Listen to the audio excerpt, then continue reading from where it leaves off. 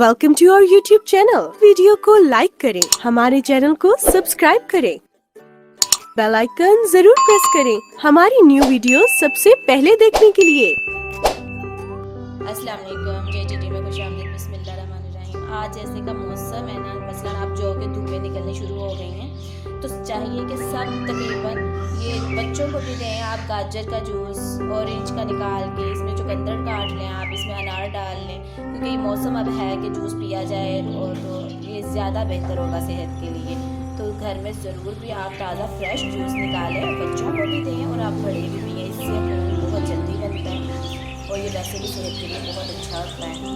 अनार डालें जूस में।